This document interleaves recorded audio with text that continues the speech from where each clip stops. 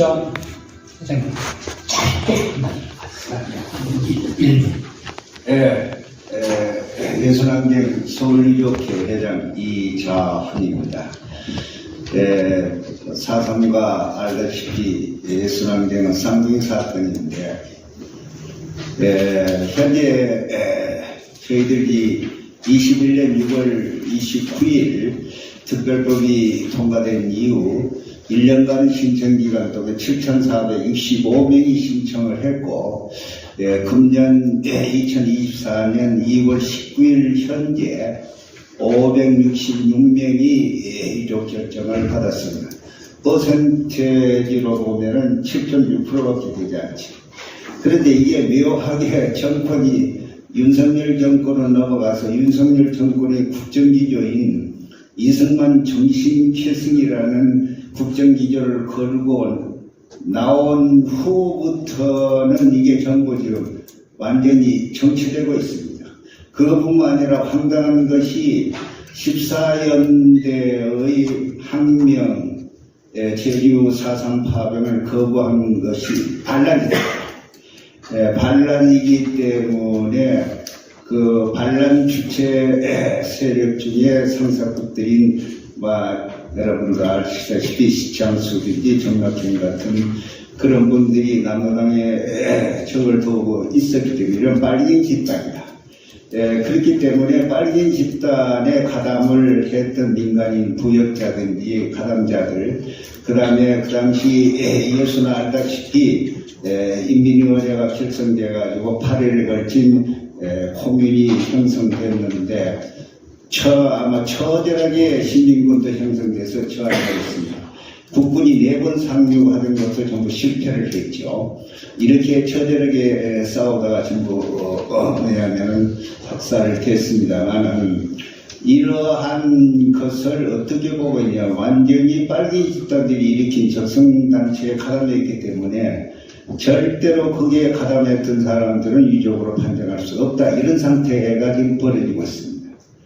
그렇게 해가지고 진상조사 보고서 기획단도 시간을 끌다 겨우 구성됐는데 너무나 놀라지 마십시오. 뉴라이트 어들이 이원으로 뭐냐면은 전부 들어와 있습니다. 육군사관학교 사무처장 하는 사람들, 그 다음에 경북대학에 뭐냐면 그 사람들 물 보면은 이승만 차장 논문밖에 없어요.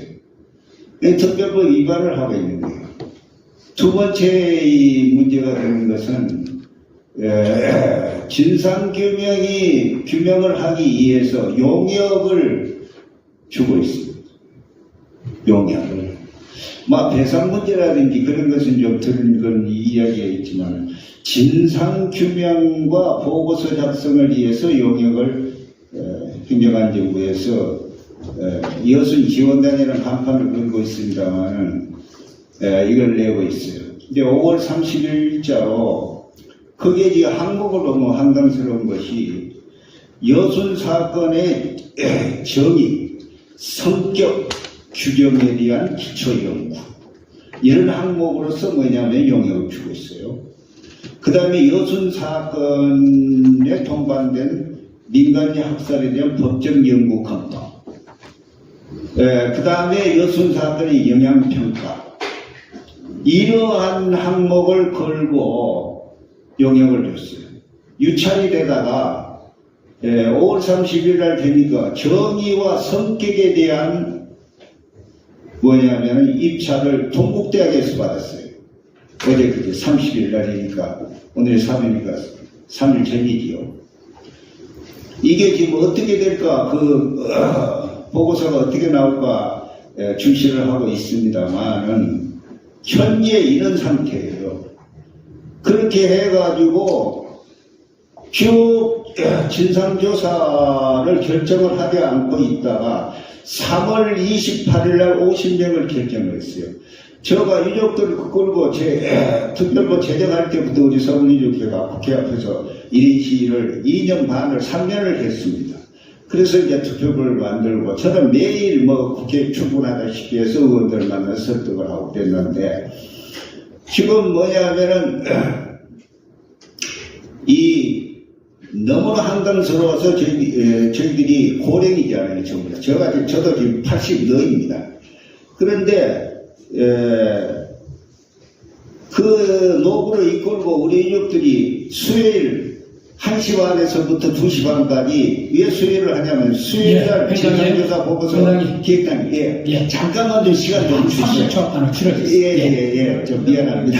이제 내용 그 다음 무슨 말인가 다 이해가 됩니다. 아니, 그 중요한 게 좀 남아서 이 전제를 이해하지 않으면 여러분들이 이해할 수 없기 때문에 대충 알겠네요. 뭐냐면 조금만 발언해 주십시오. 죄송합니다. 그래서 이제 데모를 하니까 그 자극을 받아가지고 속도를 좀 냈어요. 진상조사를. 속도를 내가지고 3월 28일 날 50명, 4월 18일 날 100명, 그럼 150명이 결정을 해놓고 5월 22일까지 중앙위원회에서 뭐냐면 유조 결정을 한다고 못을 박았는데 보류가 됐어요. 그 저희가 뭐냐 그러면은 용역을 줬기 때문에 용역에 따라서 용역을 나르시니 장문을 쓰라고 이제 대학 같은 데 매뉴얼을 주겠죠. 그러면 그거에 따라서 뭐냐면은 심사 기준을 갖다 변경하겠다라는 그런 공석을 쓰고 있는 것 같습니다. 그래서 항상 참 중요합니다. 이게 항상 뭐냐면은 4.3이 예로 나와요. 모든 특별법이든지 뭐냐면은 특별히 여손환경 사건은 4.3이 예가 이랬으니까 이렇게 가야 된다.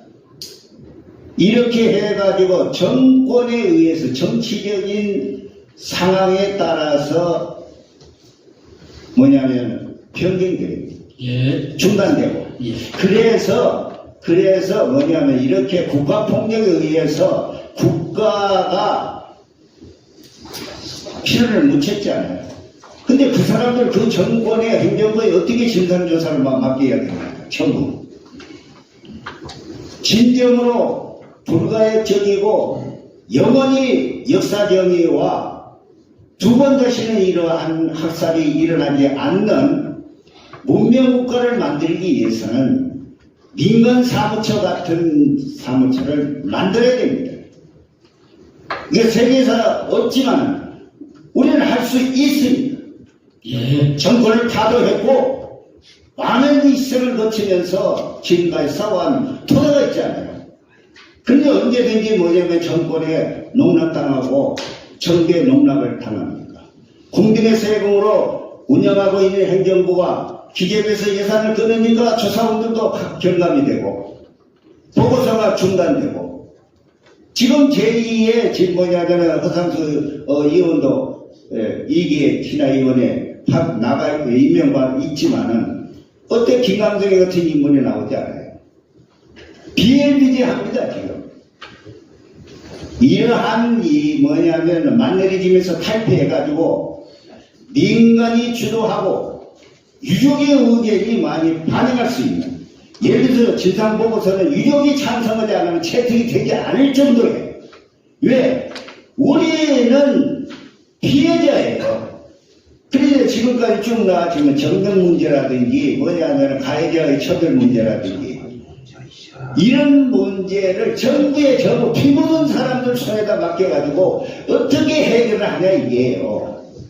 이거는 예를 들어서 여순환경의 역사적인 정당성과 철학적인 당성에도 전부 배반되는 겁니다. 이것을 학계에서도 뭐냐면 분명히 인식을 하시고, 국민이 없는 국가가 어떻게 존재합니까? 회장님 충분히 이해됩니다. 그래서 여기 시간 관리상 저희는 여기서 개정보다도 감사합니다. 완전하게 만들어서 이회장님은 역사를 행하는 이 정권에 대한 강한 존경의 말씀이 있었습니다. 설명이 필요 없습니다. 앞으로 민회전당이 이 국회가 바로 우리 4.3에도 그와 같은 일들이 벌어지지 아니라고 우리는 정말 큰 교훈을 얻었습니다. 감사합니다. 박수. 자, 앞으로